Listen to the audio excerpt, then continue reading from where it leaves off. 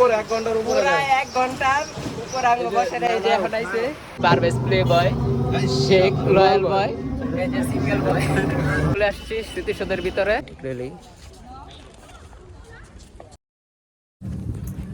Hey guys, Assalamualaikum.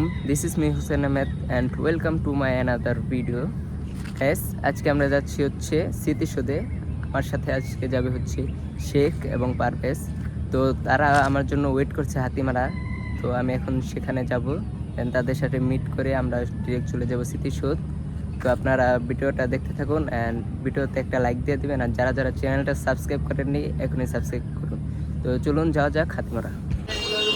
Gas Hatimara এসে বসে আছি 1 ঘন্টা, শেখ আসলো মাত্র, বাট সিটার পারভেজ এখন আসতেছে না। প্রায় কয় ঘন্টা বন্ধু? অনেক ঘন্টা বন্ধুরা সাথে আমরা বসে আছি। আমার সাথে আছে প্রিয় জামান। আপনারা যদি কসমেটিকের সকল আইটেম পেয়ে যাবেন আমাদের জামান ভাইয়ের দোকানে, ঠিক আছে? সবাই পেয়ে যাবে। এই যে প্রিয় জামান ভাই। লিবি আপুকে পাওয়া যাচ্ছে না। লিবি আপু কোথায়? শ্বশুর বাড়ি, সরি বাপের বাড়ি। লিবি আপুকে অনেকদিন ধরে দেখি না, মিস লিবি আপু। 2000 years later. এই যে কয় মিনিট বন্ধু? শেখ কয় মিনিট দেবো? 1 ঘন্টার উপর পুরা 1 ঘন্টার উপর আমি বসে এই যে এখন আইছে সিটার পারভেজ। তো আমরা এখন যাব হচ্ছে স্মৃতিসৌধে, কিন্তু বৃষ্টি বাইরে, বৃষ্টি অলরেডি বৃষ্টি নেমে গেছে। পারভেজ সাহেব দেখেন, তো বৃষ্টি একটু কমুক তারপর আমরা রওনা দিব ইনশাআল্লাহ। দেখা হচ্ছে বাসের ভিতরে। A few moments later.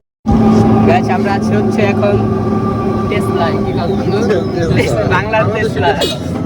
এই যে এখানে আছে শেখ, পারভেজ আমাদের সিনিয়র বড় ভাই, যে Parvez playboy, Sheikh loyal boy, এই যে সিঙ্গেল বয়। গাইস আমরা এখন আছি হচ্ছে বাসে, হানিফ পরিবহনে। এখানে বিছাছে শেখ, পারভেজ। তো আমরা এখন ডিরেক্ট চলে যাব নবীনগর স্মৃতিসৌধ। তো দেখা হচ্ছে আপনাদের সাথে স্মৃতিসৌধে, তখন আপনার একটা সিনেমেট। গাইস আমরা অলরেডি চলে আসছি স্মৃতিসৌধের ভিতরে। তো হচ্ছে এখন যাই স্মৃতিসৌধের সামনে, দেখি ঘুরে ঘুরে দেখি কোথায় কি আছে।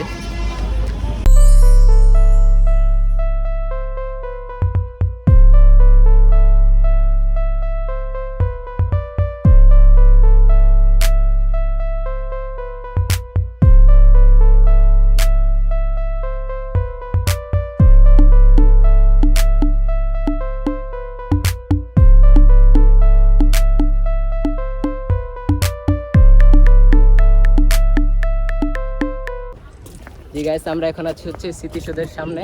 স্মৃতিসৌধ থেকে দেখাও। তাই স্মৃতিসৌধের স্মৃতিসৌধের সাথে একটা পুকুর আছে, পুকুরটা দেখি পুকুরই সুইমিং পুল। আরে পুকুরই, ঠিক আছে।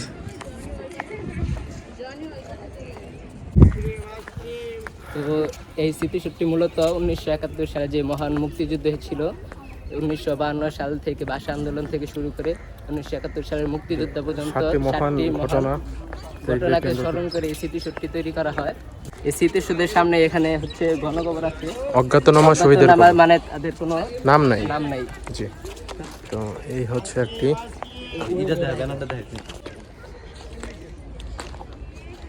তো এই যে এগুলো সবগুলো হচ্ছে গণকবর, এগুলো সব হচ্ছে পাকিস্তানি হানাদার বাহিনীর হচ্ছে সব বর্বরতা এখানে তুলে ধরা হয়েছে। এই যে দেখেন, এর থেকে অনেক বেশি।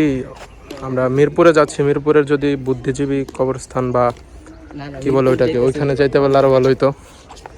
তাহলে 1971 সালে পাকিস্তান আমাদের সাথে কি করছে সবগুলো তুলে ধরা যেত।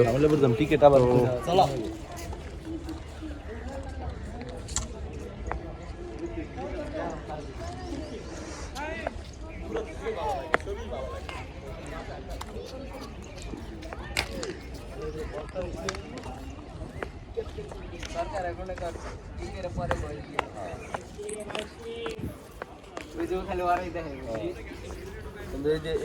এই যে ব্যাগ জি বলো something about the national mausoleum here in Savar Nabinagar. I don't have idea. আমরা কিন্তু চাইলে একটা ইংলিশ ব্লগ করতে পারতাম।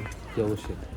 We have to do an English blog. So it's me Abdullah Sheikh, me with Parvez Mahmood, Yeah. also Hussein Ahmed, Yeah. and my brother Yusuf. yeah. Yusuf. So Parvez, tell something about this National Mausoleum here in Sabah.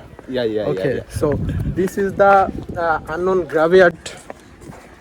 Okay,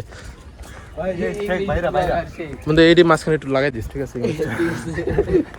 এটা actual famous হয়ে যাবে ইনশাআল্লাহ। এই যে আমরা কিছু টোনাটুনি দেখি।